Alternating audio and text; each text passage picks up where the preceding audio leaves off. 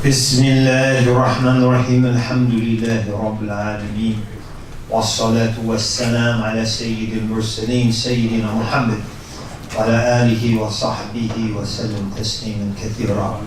السلام عليكم ورحمة الله وبركاته. Alhamdulillah, it's a great honor to be here. Masjid As-Sabur. May Allah bless us to all be amongst the Saburin. And over and beyond the Sabirin.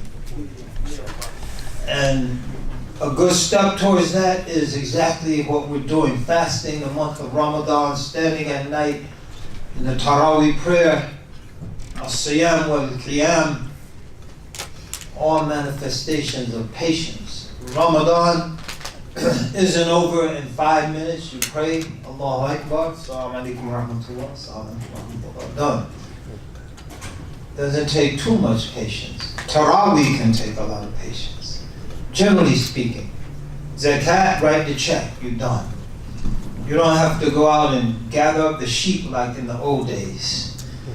Corral the sheep, just write the check, you're done. Hajj, stone the jamarat, like depending if you have rapid fire, like 2 minutes, got your 321 stones in, done for the day. Go and chill out. And the whole Hajj itself, 4 or 5 days, you're done with the rituals. But Ramadan's a whole month, 29 or 30 days from the crack of dawn until sunset. It needs patience. 3 basic manifestations of patience. As-Sabur ala ta'ah. Patience in dealing with the difficulty that comes in obeying Allah. This is an aspect of the deen, like people are losing. They think you're not supposed to have any difficulties in the deen. I became Muslim, and it was the good ship lollipop from that point on. It don't work like that. That's in the movies. In real life, you became Muslim, then things got tough. Because you said you had faith, so Allah's going to test the faith. Allah's going to test your faith.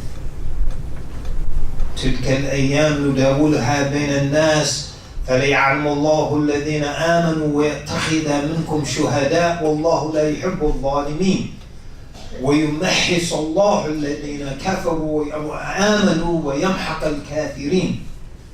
Allah's gonna give you alternating fortunes. وتلك الأيام نداولها بين الناس. You have a day that's for you, يوم لك ويوم عليك, and a day against you. You're gonna have an easy time and a hard time. You're gonna be strong, you're gonna be weak. You're gonna be rich, then you're gonna be poor. You're gonna be powerful and influential, then you're gonna be impotent. But how's it gonna be? It's easy. If things always went well, it would be so easy to be a Muslim. No Muslim never did nothing stupid. So you don't have to worry about the news. You're holding your breath. Ya Allah, don't let this dude at that hotel be a Muslim. Y'all have a special prayer. Everybody come down to the Masjid. We're going to do the don't let that dude be a Muslim prayer. But no Muslim ever does anything stupid, never tested. It's easy to be a Muslim, but Allah said He's going to find out who truly believes. Well, ya'lamullah, or He's going to show. He already knows. You don't need to find out. He's going to show us. Well, ya'lamullahu alladhina amanu, or yattakhidha minkum shuhada, and take from your ranks martyrs, not murderers. Now they call murderers martyr. Do get put on a bomb vest and go and blow up a restaurant full of innocent, unsuspecting people and say al-amaliyatu al-istishhadiyya, martyrdom operation. And the dude's a murderer, a suicidal murderer. He going to hell twice, one for suicide and one for murder. No, those who strive and struggle and put their life on the line for this deen. And they're killed in the process, like Malcolm. Like Pedro Khilafo. How many of you heard of Pedro Khilafo? That's the first known shaheed in this new world. He was boiled to death in a pot of oil near present-day Mexico City. Khilafo was the Wolof. The Khilafo was the Wolof. So a Latino, the Muslims who became the Africans who were brought to Spain, the Muslims, and his crime for propagating Islam amongst the native people. Boiled to death in a pot of oil. That's a shaheed. But it takes patience, because Allah's going to test us. He's going to test us. And Ramadan is a test. But the reward is immense. The reward of Ramadan has no limits. You can count forever, you want to exhaust the rewards of Ramadan. The Prophet says, sallallahu alayhi wa sallam, and أبي هريرة رضي الله عنه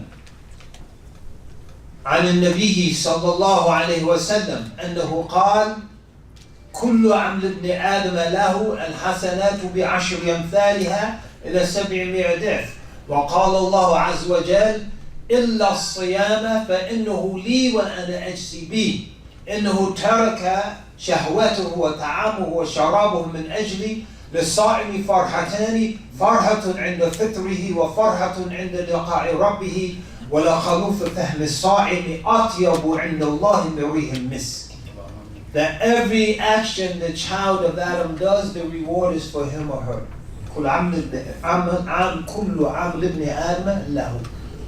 And good deeds are multiplied 10 times over, 700 times over. وفي رواية إلى أضعاف كثيرة. Another version many times over and beyond that. 7,000, 7 million, 7 trillion, 7 Brazilians. How many of you know what a Brazilian is? You think you know what a Brazilian is. One recent president, you can fill in the blank to know where you're at politically. One recent president got his morning briefing. And the briefer said, Mr. President, we accidentally killed 2 Brazilians in Afghanistan. President went, what? How can you accidentally kill 2 Brazilians? He said, it was an accident. Actually, it wasn't even friendly fire. It was an accident, Mr. President. An accident? How are we going to explain this to the Brazilian ambassador? He said, sure, you don't understand, Mr. President. This was an accident.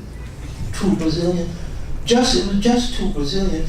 Just 2 Brazilian? A million, a billion, a trillion, a Brazilian? And we're going to explain this? If you said it was Obama getting the briefing, you were one of those Make America Great Again people. You said it was Trump. Or Bush, the younger. You can fill in the blank. But that's a Brazilian. So it could be 7 Brazilians, but it has a limit.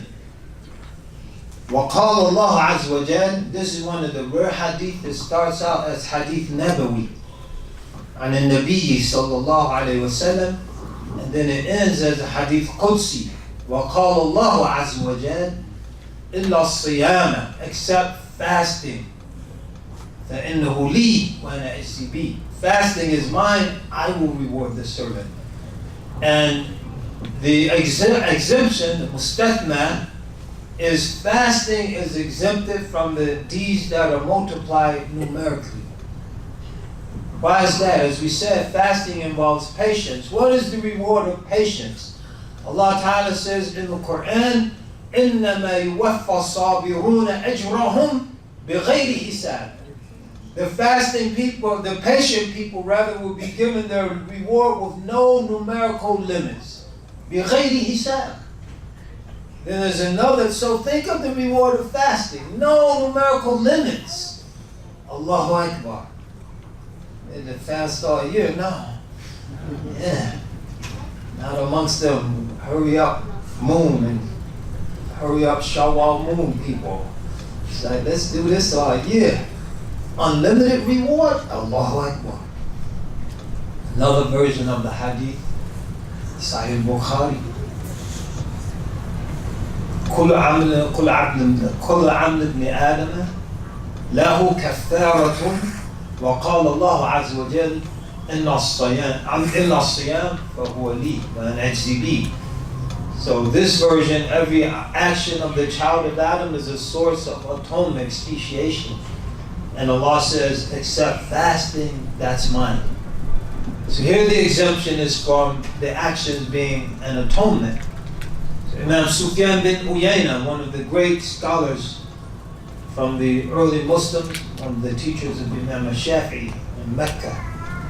During the time Imam Shafi'i was in Mecca, Sufyan bin Uyayna says, Yawm al-Qiyamah, when a process known as Raddul Mazalim, the people we wrong will come to us and they will take from our good deeds to compensate for the wrong we did to them. So Imam Sufyan bin Uyayna, he says, some people, all their good deeds will be exhausted. There's nothing left. At that point, Allah will return to them the reward for their fast, because that wasn't a kafara. That wasn't a source of atonement. So no one could take it. Allah says, that's mine, it's not ours. And because it's Allah's and not ours, no one could take it. And on the basis of the reward of the fast alone, those people will enter into paradise. Allahu Akbar. So fasting, it involves patience, has a great reward, and so does building community.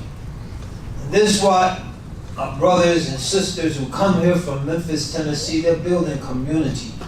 And at the heart of any viable community is an educational institution. If you go to Fort Augustine, Florida, that was built in large part by Muslims, is the oldest extant structure in what is now the United States. It wasn't the United States until 1836, when it was taken from Spain. Large swaths of Florida and the southeast United States were Spanish. So the Spanish built St. Augustine, Florida. If you go there, the citadel, why are the Muslims, many of the Moriscos, those Muslims who are forcibly converted, when they got to this new world, so-called new world, people already here scratching their head. Like, this is the new world. They're like, see, it feels old to me. Anyway, they started practicing Islam again. And you can go there, you can find وَلَا غَالِبْ إِلَّا اللَّهِ. The slogan of the Andalusian Muslims carved in the structures there. But you go to that fortress, they made the rooms museums. Each of the rooms now is a little museum. And one of those museums, it talks about their community building. The first thing they built was a church. And the second thing they built was a college. Because why? Who's gonna lead the church if you're not training priests? They're Catholics. They understood that. Who's gonna lead the church? Who's gonna man the Masjid? Who's gonna teach in the Islamic schools? In the African American context, how did our people become literate? In less than a generation. So you had the establishment of the historically black schools and colleges. And you had the school teachers coming down from New England, by and large. And there were teachers' colleges. So you had emancipation, you had a largely illiterate population. By 1900, less than 40 years later, you had 70-some-odd% literacy. They established teachers' college that trained the teachers that went out and educated a nation. That's how it works. And so at the heart of the community is the masjid in our Muslim context, and the masjid or somewhere adjacent to the masjid has to be a teaching institution. And that's how they're building a community in Memphis. And they're not just training students who are going to stay there in Memphis. They're going to go back to their respective towns. That's something. You young brothers in the back, you guys should aspire to go to Memphis, Tennessee. And then come back here and teach the people, educate the people. What else you gonna do with your life? All this nonsense out there that's tripping people up, it becomes, at a certain point, you realize it's nonsense. Unfortunately, too many of our people realize it when they're in a jail cell. How many people become Muslim in prison? Like legions. Probably upwards to 1 million over the course of the last 30 years. It's a documented fact. Wave after wave after wave. Why does it take going to a jail cell to realize La ilaha illallah Muhammad Rasulullah? And then waking up. And for a lot of people it's too late. Because this life is like the Kentucky Derby. If the horse stumbles coming out of the gate, in all likelihood is that horse going to win the Kentucky Derby? He ain't going to win. It happens. Some of the best horse owned by a Muslim, war emblem. Beautiful black horse, white diamond, probably about 2002. It was right after 9/11. They were saying how this Muslim owns this horse. It's remarkable after 9/11. A Muslim owns this horse. He won the first 2 legs of the Triple Crown. The Belmont, he stumbled coming out of the gate, barely finished. And so, too many of our young people are stumbling coming out of the gate. And as a result, the pack moves on, right? That pack doesn't stop because you stumbled. Pack don't look back. They're racing ahead. And their driver's whipping them. One of the drivers of the horse is white supremacy. Got that horse running. Well, that horse is way out ahead now. Whipping that horse. That driver driving them.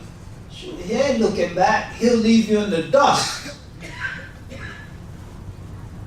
Egocentricity.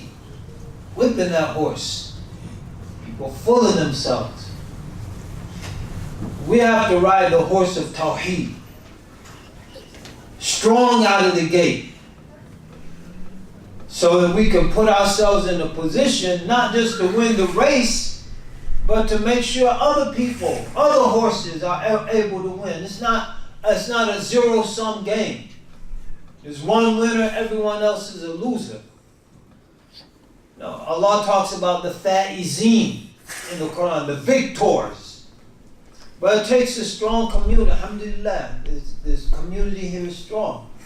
It takes a strong, unified community with a focus on education and a focus that isn't handicapped, right? You don't handicap a horse race. If you're betting, you do. But if the horse on the ground, he don't get a head start. Everyone's even. And that's how our education has to be Islamically. We're not handicapped intellectually. We can memorize Quran as well as anyone else. We can learn Arabic as well as anyone else. You were here for the khutbah, you heard Imam Hamza. We can do all of those things. And I'm not strictly just talking in an African American context, converts in general. Not handicapped. Many of the great scholars in the early days of Islam were converts. They were converts. And they took this deen, and they took it seriously, and then Allah gave them tawfiq. And Allah gave them the resources they need. So the brothers and sisters that come here from Memphis to help get resources. if you were here at Juma and you help them out, mashallah, they got some resources. But if you want, we want you to make a check right now, make a donation right now, make a pledge. You got pledge forms? You handicapped yourself. No pledge form. SubhanAllah. But see Imam Hamza or his father afterwards. They didn't think I was going to appeal for money. You got to always appeal for money. SubhanAllah, nothing. Ma biji balash, the Syrians say. Ma biji balash. It doesn't come free. You look at the Harvard, right? It says the world's greatest university. They have the world's biggest endowment, upwards to $50 billion. Little school, Harvard Seminary. Your brother Abdul Aziz, you finished the program? I did. Kharajt? Allahu Akbar. Graduated from Harvard Seminary. Probably, they have about 300 students. They have an endowment of, what, $150 million, something like that. That's a small school. And when the Muslims led the world, the Muslims had the biggest endowments. They had the biggest endowments. Qarawiyin in Fez, Qayrawan in Tunis, Al-Azhar, after it was established in Al-Qahira, Mustansiriya in Baghdad. All of these schools, they had the most wealthy endowments. Everything was free. The student came, the books were free, the food was free, the lodging was free, instruction was free, because they had awqaf, they had waqfs, they had money behind it. So we have to put money behind our institutions if we want them to thrive and if we want them to prosper. So if you can help see Imam Hamza, if you want at Juma, raise your hand, Imam Hamza. That's Imam Hamza right there. His father over there, raise your hand, Brother Talib Abu Hamza. And his mother over there, don't turn around, brothers. Raise your hand, sister, so the sisters can see you. So see one of these three individuals. And then they got the card square. No excuse now. Like, alhamdulillah, I didn't bring my checkbook. That's a astaghfirullah, you didn't bring your checkbook. But you brought your credit card. And they brought the square. You know what that means? Everybody gonna be straight. You're gonna be straight because you gave. They're gonna be straight because they got. It's Ramadan. I'll tell you one more thing about Ramadan, related to the topic. I know we gotta pray, right? Yeah, we gotta pray. Be honest. Yeah, he's from Morocco. They got good at that. It takes patience. I mean, it is billati. Billati. Idfa billati hiya ahsan. Billati. Just chill, that's right. Just chill out, relax. No, we can pray later. Billati. Give you some tea. Make the tea, man. They line up the cups and operation. They're hard sugar, man. They can knock you out with the sugar. It's a big lump. It's not like you don't pour it. Like you can throw it like a baseball pitcher. Wind up, wham, douche. Ninja weapon tea, sugar. They put the sugar in there, shake it up, then they pour the sample. It's all in the wrist action. You want to marry a Moroccan sister? Just get a film on YouTube, how to make Moroccan tea. Just go to her house. When they're making the tea, it's like take over. Like, excuse me. Sip it a little, pour it back in, and father be like, not best, not best. Like, just do it okay. But if you're from here, you need to marry your own sisters. I'm just saying. Moroccans are nice, alhamdulillah. But got a crisis going on over here. It's another talk. Anyway, where was I? Oh, one more thing about Ramadan. Okay. I'm just saying, you know, it's the wrist action. And the higher you get, the more foam on the teeth, called the imama. That's the term on the teeth, imama. So you get real high and froth up real nice. MashaAllah, MashaAllah. Selma, Tari. Selma, get in here. I'm just saying. All right. So, Ramadan and charity. Ramadan is fasting, Ramadan is praying, Ramadan is Quran, but Ramadan is also charity. Ibn Abbas radiyallahu anhuma قال رسول الله لا قال كان رسول الله صلى الله عليه وسلم أجود الناس وكان أجود ما يكون في رمضان حين يلقاه جبريل فيدارسه القرآن. So the Prophet ﷺ was the most generous of all people. And the time he was especially generous was Ramadan, when the angel Gabriel would come to him and review the Quran with him. One reason for that, as they're going through the Quran, there's verses of spending keep coming up. Right at the very beginning, وَمِمَّا رَزَقْنَاهُمْ يُنْفِقُونَ لَن تَنَالُوا الْبِرَّ حَتَّى تُنْفِقُوا. That's Ali Imam. I'm sorry. ليس البر أن تولوا وجوهكم قبل المشرق والمغرب ولكن البر من آمن بالله واليوم الآخر والملائكة والكتاب والنبيين وآتى المال على حبه يا أيها الذين آمنوا أنفقوا مما رزقناكم من قبل أن يأتي يوم لا بيع فيه ولا خلة ولا شفاعة والكافرون هم الظالمون. We still in Baqarah. Yeah. Spin. And so the Prophet ﷺ, he had the purest heart. So his heart internalized those meanings like no other heart. And so once those meanings are internalized, what's he going to do? He's going to spend. So Ramadan is a month of spending and charity. And the reward of that is multiplied many, many times. So may Allah bless everybody. May Allah bless this project. May Allah Ta'ala bless this project to reach its full potential. May Allah bless us all to get behind it because we all benefit. Las Vegas will benefit. One of those young men either come from here and come back, or one of those young men come here and become an apprentice, understudy to the Imam here. And we know that there's succession, there's a succession plan. A lot of masjids, they don't have a succession plan. The Imam is a very powerful, influential, charismatic figure doing great work. Inevitably, the Imam is going to die. All of us, you know. Then what's the plan? If you got one of them young brothers from the Mi'raj Academy, you got a plan.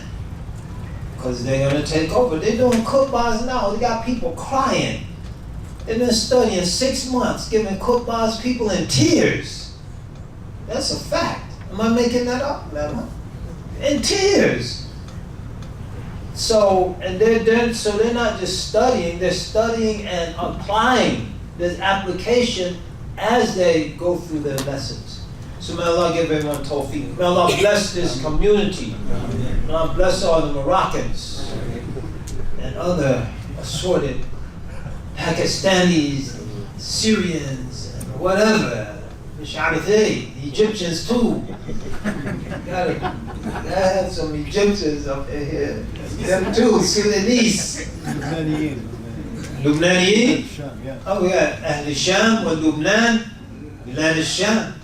شلونك؟ شلون صحتك؟ شو بدك مني؟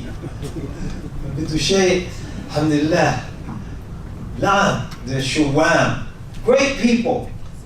May Allah bless all these tribulations afflicting these lands to pass. Allah Ta'ala bless the Muslims that have cooler heads. May Allah Ta'ala bless us to be patient. We'll get what we want. When I went to Syria, this is a fact. And this was on the Hafiz al-Assad and then the beginning of Bashar. When I went to Syria in 1994, every big masjid in Damascus, I don't know about the other cities because I wasn't there. Every big masjid next to it had Mahad al-Assad li Tahfidh al-Quran. Sah? Oh, you're not from Damascus. طرابلس بيروت. طرابلس بيروت أهلا وسهلا مرحبا راسي وعيني. But every big masjid of significant size, this size even, next to it, Mahad al-Asad لتحفيظ القرآن, the Asad Academy for memorizing Quran. They were all non-functional. When I left in 2001, they were all turning out hundreds of hufaz. They have graduations in the Ghuta, which has been destroyed now. Hundreds, men, women, children, hundreds. There was khair. And sometimes it takes time for the fruit to ripen. There are halaqat al-ilm in the Masjid. Jami' Zaid bin Thabit, the halaqat. The younger kids teaching kids, yani, al-nahw al-wadih. And then those little graduated from that halaqah, they're teaching those younger than them, al-shar' al-jurumiyah, Muhyiddin Abdul Hamid. And the ones who graduate from that halaqah, they're teaching Qatr al-Nada. All the way up to Al-Fiyah Shar' ibn Aqil, Awdah al-Masalik, As-Sabur al-Masalik. There was khair. So may we be blessed to have patience and to keep working and to give the fruit time to ripen. And once the fruit ripens, the world will be filled with much, much good. We have in my masjid in Oakland, we have 5 hufaz for Tarawih. Each one does 4 rakats. They did a khatam like 3 days ago. They finished. Then one of them wants to do another khatam in the last week or so of Ramadan. When we open the masjid, we'd be scrambling to find somebody. But look how the good has spread. Look how the good has spread. This school, the school in Memphis, other places, they're opening an academy in Risala in Atlanta, or this or that here and there. The good is spreading. We just have to look for the good. So it's time to pray. I say this. One of the Arab poets, is actually a Christian poet in Brazil, and they migrated there. The former president of Argentina, Imam, was from Dar'atiyah in Syria. So a lot of people from the Levant, Syria and Lebanon, they migrated to Lebanon. They migrated everywhere. Lebanese in Africa, West Africa, East Africa, Asia, Las Vegas, everywhere. Anyway, but so he said, أيها الشاكي ولست بألم كن جميلا ترى الوجود جميلا. He said, oh, you one who's complaining and you don't have any pain, be beautiful, and the whole existence, the whole creation will be beautiful. So there was a guy, nothing tasted good. They gave the guy some water, gave him some milk, gave him some fresh squeezed pineapple juice. Nothing tastes good. He said, nothing tastes good. Someone said, you should try cleaning your mouth. So don't look at the problem out there. Yeah, there's problems out there. Once you fix the problem in there, the problems out there disappear. I'll give you tawfiq. Assalamu alaikum wa rahmatullahi wa barakatuh.